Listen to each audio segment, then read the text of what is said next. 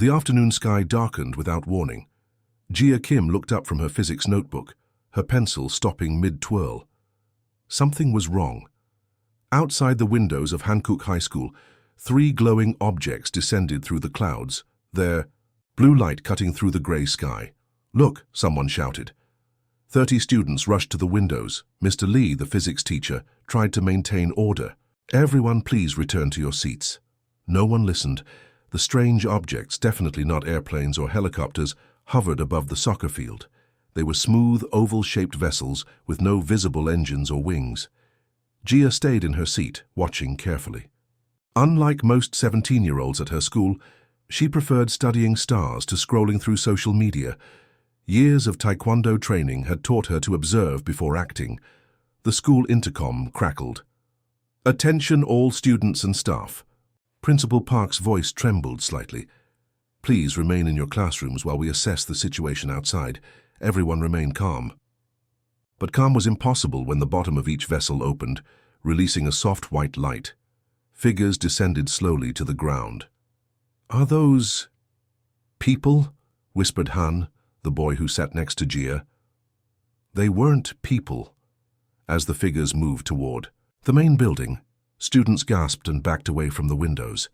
The beings stood nearly 7 feet tall with slender bodies. Their skin was almost clear, revealing shadowy organs and pulsing light networks beneath. Mr. Lee's face went pale. "Everyone stay away from the windows and sit down." Jia remained calm, her mind racing. She had read enough science fiction to know what she was seeing, but the reality was both terrifying and fascinating. The school's security alarm blared. Through the window, Jia saw 3 guards running toward the field. They carried radios and flashlights, pathetic weapons against the unknown visitors. The tallest of the beings raised what looked like a thin silver rod. A pulse of energy shot out, freezing the guards in mid-stride. They didn't fall, they simply stopped moving like statues. Screams erupted in the classroom. Several students pushed toward the door. "Do not leave this room," Mr. Lee shouted, but panic had taken over. The hallway filled with students and teachers fleeing in all directions. Jia stood slowly, moving against the crowd toward the window for a better view. The main doors of the school burst open. The beings entered the building. Over the chaos, a strange voice echoed through the halls, deep, metallic, and clearly not human. "Attention, humans. We are scouts of the Star Empire. Your educational facility has been selected for assessment. Resistance will result in immobilization." Jia slipped out of the classroom, pressing herself against the wall as students ran past. Instead of running, she moved toward a supply closet near the stairwell. From this spot, she had observed many things over her 3 quiet years at Hankook High. Secret meetings, stolen kisses, bullying she later reported anonymously. Now it would serve a different purpose. Through the crack in the door, she watched as 3 of the beings glided down the hall. Up close, they were even stranger. Their heads were smooth and oval, with 4 small eyes arranged in a diamond pattern. Where mouths should be, they had small moving parts that flashed with light when they communicated with each other. They carried different devices, the immobilizing rods, scanning tools that swept over the walls, and small floating orbs that seemed to record everything. "Begin cataloging," said one. Its words somehow translated into Korean. "Physical characteristics, technological development, threat assessment." Another being responded, "Initial readings show minimal threat capability. Physical strength below galactic average. Technology primitive." The third being, slightly taller than the others, turned suddenly toward the closet where Jia hid. She held her breath. Bioscan detects observation. Intelligence potential in this specimen may exceed baseline. Jia's heart pounded. The being approached, her hiding place, its translucent hand reaching for the door. Then an explosion rocked the building. The aliens turned away, moving quickly toward the sound. Jia slipped out and ran in the opposite direction. The school's chemistry lab was on fire. Someone had probably knocked over volatile materials in their panic. Students were being herded into the gymnasium by more scouts. Jia noticed their movements were precise but cautious. They avoided physical contact with humans when possible. Instead of following the crowd, Jia ducked into an empty classroom. She needed to think. The aliens had technology far beyond Earth's, but they seemed physically fragile. They relied on their devices for power. Outside, a shimmering field now surrounded the entire school. Phones weren't working. They were trapped. Gia took a deep breath and made a decision. If she was going to help her classmates, she needed information, and to get information, she would need to get closer to these Star Empire scouts. She reached into her backpack and pulled out her astronomy notebook. On a blank page, she began to record everything she had observed about the aliens, their weaknesses, their technology, their patterns. This wasn't just an invasion. It was a puzzle. And Gia had always been good at solving puzzles. The blue wall of light surrounding Hancock High School hummed with energy. Gia pressed her hand near it, feeling heat and a strange tingling sensation. She pulled back quickly. "Don't touch it," she warned the small group of students behind her. Kim Min tried earlier. He's in the nurse's office with second-degree burns. The barrier extended in a perfect dome over the entire school grounds. Outside, police cars and emergency vehicles gathered, their lights flashing uselessly. Helicopters circled overhead but kept their distance after one had nearly crashed when approaching the field. Gia turned away from the site. No help would come from outside. "Not yet. We need to get back to our hiding spot," she said quietly. Tae-sung nodded. He was Gia's best friend since middle school and president of the computer club. Where Gia was quiet and observant, Tae was outspoken and quick-thinking. Now he looked scared but determined as they moved through the empty hallways. They reached the library, slipping between tall shelves to a forgotten storage room in the back. Through a small window, they could see one of the alien ships on the field. "Look," Tae whispered, pointing. A line of students walked slowly toward the vessel, flanked by 2 aliens. The students moved like sleepwalkers, their eyes unfocused. "That's the 3rd group they've taken," Gia said, making notes in her book. "They keep them for 20 minutes, then bring them back." "What are they doing to them?" Tae asked. Gia watched as another group emerged from the ship. They looked dazed but unhurt. "They're conducting some kind of tests," she whispered. "See how they scan each student before releasing them?" "Like at airports?" "No." Gia's eyes narrowed. "Like scientists with lab rats. They're cataloging us like specimens." Tae shuddered. "What do we do?" Gia pulled something from her pocket, a small silver object the size of a pen. "I got this," she said. Tae's eyes widened. "You stole from them? How?" "When everyone was running, one alien dropped it. I picked it up. The device was smooth with no buttons or screens, just tiny holes at one end. It pulsed with a faint light. "We need to figure out what it does," Gia said. "I'm going to the science lab." "That's too dangerous," Tae protested. "They're patrolling everywhere." "Not everywhere," Gia smiled slightly. "Remember last year when we had to hide from Mr. Park after you hacked the grading system?" Tae nodded slowly. "The maintenance tunnels. Behind the library's oldest bookshelf was a small door that led to the school's underground network of pipes and electrical conduits. The narrow tunnels connected most buildings on campus. Few students knew about them, but Gia had discovered them during her first year while hiding from bullies. The passage was dark and dusty. Gia led the way with her phone's flashlight, counting turns until they reached the science building. "Wait. Here?" she told Tae when they reached the access panel. "If I'm not back in 20 minutes, try to reach the gym. Most students are being held there." The science lab was empty, but showed signs of the earlier panic. Knocked over chairs, abandoned backpacks, a microscope shattered on the floor. Gia worked quickly, gathering tools and setting up equipment. First, she examined the alien device under the microscope. Its surface wasn't metal but something like liquid crystal. Inside, tiny structures moved in patterns. Next, she tested how it reacted to different stimuli: heat, light, electricity. Nothing happened until she accidentally dropped a tuning fork. When the fork vibrated, the device pulsed brightly.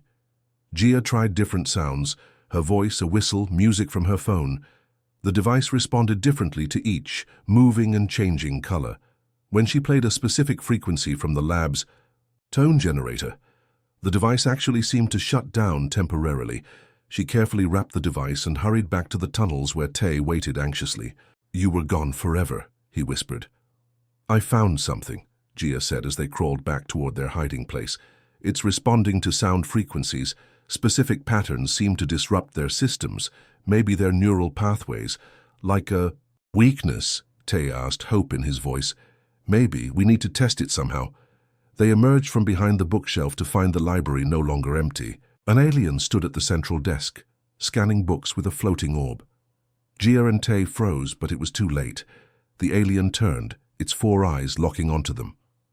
Unregistered specimens, it said, its translation device making its voice sound hollow. Report for cataloging. Run, Tay shouted.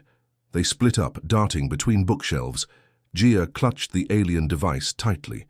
She reached the science section and knocked over a shelf, creating a barrier. The alien simply moved through, fed books passing through its partially transparent body. Sound, Gia remembered. She pulled out her phone and quickly opened the tone generator app she'd downloaded for physics class. She set it to the frequency that had affected the device and turned the volume to maximum. The alien stopped suddenly. Its body trembled, the lights beneath its skin flickering. It dropped its scanning orb, which crashed to the floor. Tay, this way! Gia called. They ran from the library, the alien still frozen in place. How did you do that? Tay gasped as they found a new hiding place in an empty classroom. They're vulnerable to certain sound patterns, Gia explained. If we can amplify it through the school's speaker system. Their conversation was interrupted by a voice echoing through the hallways. It was the lead alien, its message broadcasting everywhere. Attention, Earth specimens. Your resistance is noted, but futile. Your species shows unexpected potential in your neural capacity and adaptive abilities. The full fleet will arrive within hours to begin planetary assessment. Prepare for transition. Gia and Tay looked at each other, the meaning clear. This wasn't just about their school. We need a plan, Gia said, her voice steady despite her fear. And we need more help. Steam pipes hissed in the background as Gia spread her notes on the floor of the boiler room. The space was hot and cramped, but it was one of the few places in the school without alien patrols. The low hum of machinery would also mask their voices. We need help, Gia told the small group gathered around her. We can't do this alone. Besides Tay, who sat cross-legged near the door keeping watch, Gia had carefully selected 3 others for their skills and courage. Yunji pushed her glasses up her nose as she examined Gia's diagrams. As president of the chemistry club, she had won regional competitions 3 years running. Her knowledge of chemicals and reactions could be valuable.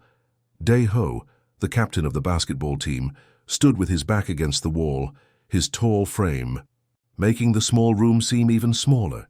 He wasn't just strong. He was smart and knew every corner of the school from early morning practices. Mr. Song, the radio club advisor and electronics teacher, was the only adult Gia trusted. In his 40s with graying hair, he studied the alien device with experienced hands. I've never seen technology like this, Mr. Song said, turning the silver object carefully. It's beyond anything we have. Can we use it against them? Day asked. Mr. Song shook his head. The aliens have technology we can't match. Even if we understood this device fully, we don't have the tools to copy or counter most of their equipment. Gia nodded. But they're not invincible. I've been watching them. They're physically weaker than us. Their bodies are light, almost fragile. And their neural systems are vulnerable to specific sound frequencies. She played a recording on her phone, a high-pitched tone that made everyone wince slightly. This disrupts their communication and movement. With a stronger broadcast, we might be able to incapacitate them completely. The school's announcement system, Tay suggested. We could use that to play the sound throughout the building. We'd need access to the main office, Mr. Song said, and equipment to generate the right frequency at higher power. Yoon spoke up. I can modify some chemicals from the lab to create diversions. Smoke, bright flashes, things to distract them while we move around. I know where we can get parts, Day added. The audiovisual room has amplifiers and speakers we could use. Gia nodded. We'll need to gather supplies first, then find a way into the office. What about the other students? Yoon asked quietly. There are over 500 kids in this school. No one had an answer for that.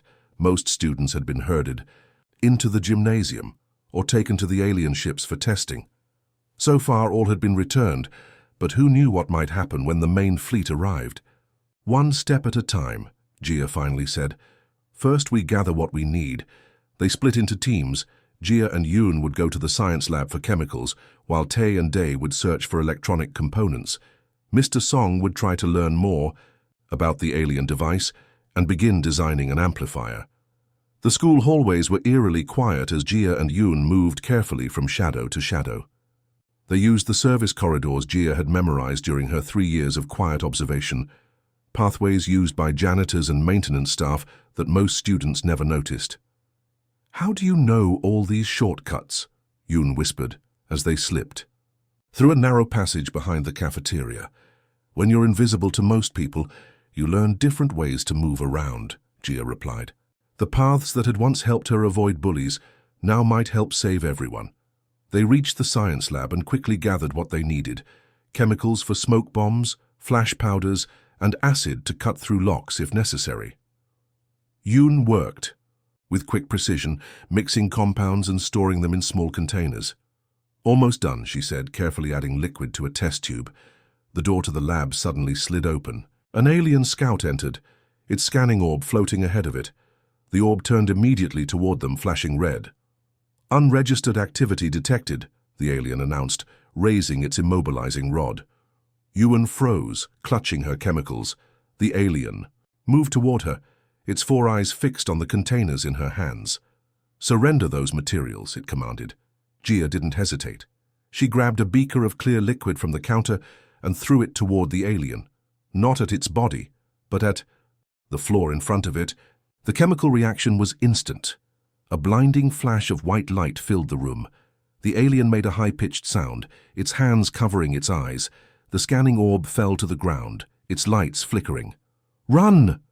Gia grabbed Yoon's arm, pulling her toward the back of the lab, where a service door led to the maintenance corridors. They ran through the narrow passageway, hearing the alien's distorted voice calling for assistance. At an intersection, they nearly collided with Tae and Dae, who were carrying bags full of electronic equipment. "What happened?" Tae asked, seeing their panicked faces. "We were spotted," Gia said between breaths. "But they didn't follow us in." "Here? They don't know these passages," Dae realized. "They may have technology, but we know our territory." They made their way back to the boiler room, where Mr. Song had created a small workbench from wooden crates. He looked up as they entered. "I figured something out," he said, showing them a diagram he'd drawn. "This device isn't just affected by sound, it actually uses sound waves for power and communication. If we can broadcast the right disruption, frequency, we might be able to shut down all their systems at once." Hope flickered across everyone's faces for the first time. "But we need more components," Mr. Song continued, "and we need access to the main communication hub in the office." Gia spread out a rough map of the school she'd drawn. "The aliens have guards at all main entrances, but there's a way into the office through the ceiling of the teacher's lounge. We'd need to remove a ceiling panel and crawl through the space above." "I can do that," Dae offered. "I'm tall enough to reach." "We'll need more help," Yoon said. "More diversions in different places to spread their forces thin." Gia nodded slowly. "I know where we might find some." She pointed to the air duct that led toward the gymnasium. "There are hundreds of students being held there. If we can reach them, give them simple instructions." "That's too risky," Mr. Song warned. "If the aliens realize what we're doing, we don't have a choice," Gia said firmly. "The alien leader said their fleet is coming. Not just for our school, but for the whole planet. We need everyone's help now." The small group looked at each other, fear and determination in their eyes. They were just students and a teacher, facing an alien force with vastly superior technology. The odds were impossible, but they were humans defending their home. And they weren't giving up. The principal's office had been transformed. Where Mr. Park once sat behind his large wooden desk, now stood a makeshift command center. Gia and her small team huddled around a hand-drawn map of the school. "The plan is simple," Gia explained, tracing lines on the paper. "We'll use the school's broadcast system to transmit the disruptive frequency." "Simple, but not easy," Mr. Song corrected. He pointed to the main office. "The aliens have set up their central communication hub here. At least 2 scouts guard it at all times. Yoon held up a small circuit board she had assembled. This will generate the right frequency, but I need to connect it directly to the announcement system's main console. And we need to do it before their fleet arrives, Tae added, checking his watch. Based on their communications we've intercepted, that gives us less than 30 minutes. The gymnasium raid the previous hour had been successful. With help from several brave students and teachers, they had managed to create enough confusion to free many of the captives. Some had escaped through the maintenance tunnels, while others had joined their resistance. Now smaller teams were positioned throughout the school, ready to create diversions on Jia's signal. Everyone knows their part, Jia said, looking at each person. Remember, stay safe. If you get caught, don't fight. We can't afford to lose anyone. They placed their hands together in the center of the circle. No one spoke, but their determined faces said everything. The team split up. Dae headed toward the east wing with several basketball teammates. They carried makeshift noisemakers, pots and pans from the cafeteria, to draw aliens away from the main office. Mr. Song took another group to the west wing, near the science building. They had prepared smoke bombs using chemicals from the lab. Jun stayed with Jia and Tae, carrying her frequency generator carefully wrapped in cloth. They would make the final approach to the office once the diversions began. 3 minutes, Tae whispered, checking his watch. They waited in a dark classroom across from the main office. Through the small window in the door, Jia could see 2 alien scouts standing guard. Their translucent bodies glowed faintly in the hallway's dim emergency lighting. Right on time, a tremendous crashing sound echoed from the east wing. The aliens tilted their heads, their 4 eyes blinking in sequence. One of them raised a communication device to where its mouth would be if it were human. From the west wing came a series of explosions, followed by thick smoke pouring into the hallways. Warning lights flashed throughout the building. Security. Breach in Sectors 7 and 12, announced an alien voice over the school's speakers. All available units respond. The 2 guards looked at each other. After a brief exchange in their strange clicking language, one hurried toward the smoke. The other remained at its post, scanning the hallway with increased vigilance. We need both gone, Yoon whispered. Jia nodded. Plan B. She took a small metallic ball from her pocket, one of the aliens' own scanning orbs that they had captured and Tae had reprogrammed. She pressed a button and rolled it across the hallway floor. The orb lit up and began emitting the alien's distress signal. The remaining guard moved toward it cautiously, its rod weapon extended. Now, Jia whispered. They slipped from the classroom and hurried to the office door. Tae immediately began working on the electronic lock, while Yoon prepared her equipment. 30 seconds, Tae promised, connecting wires from his laptop to the door panel. The door slid open. They rushed inside, Jia leading the way toward the principal's desk, where the announcement system's microphone stood.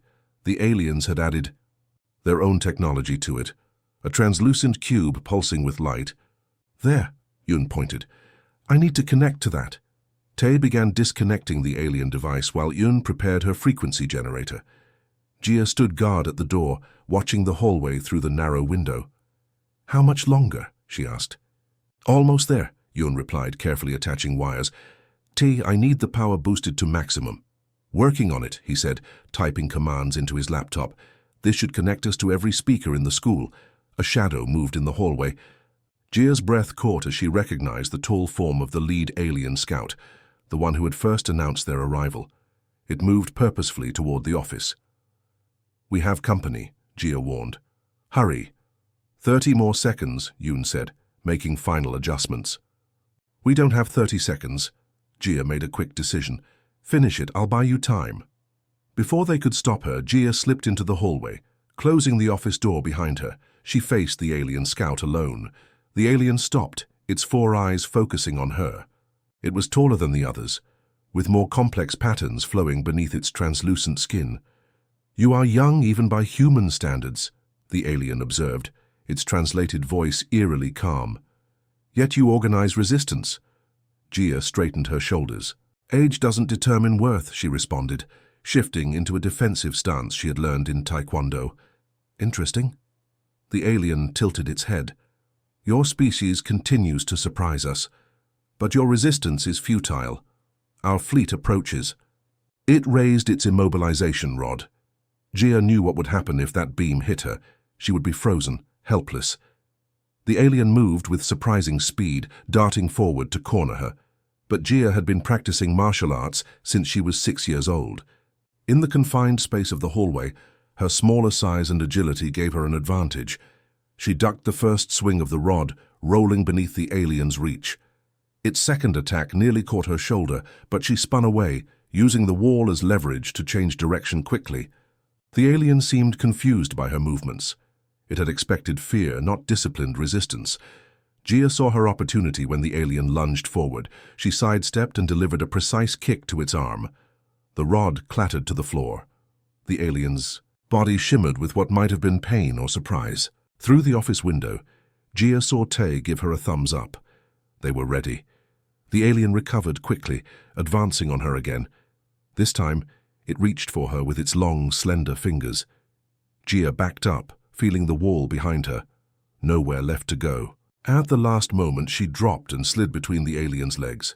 As she regained her footing, she shouted, "Now, Tay."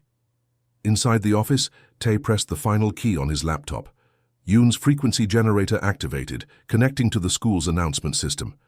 The sound that came through every speaker was unlike anything humans could hear, a complex pattern of tones that vibrated at exactly the right frequency to disrupt the alien's neural pathways. The lead scout froze in place, its body trembling. The flowing patterns beneath its skin flickered chaotically. It reached for its communication device, but couldn't seem to coordinate its movements. Throughout the school, all the alien scouts reacted the same way. Their technology failed, orbs. Dropping from the air, rods powering down, the containment field around the school flickering. Gia backed away from the alien leader, watching as it struggled against the effects of the sound. Despite everything, she felt a strange moment of sympathy for the being. It wasn't evil, just different, with purposes she couldn't understand. The alien's 4 eyes locked onto hers one last time before it collapsed to the floor. The sound was unbearable even to human ears. Gia covered her ears as the frequency blasted through every speaker in the school. The modified tone, something between a scream and static, echoed down every hallway and into every room. Through the office window, she watched as the alien scouts throughout the building dropped to their knees.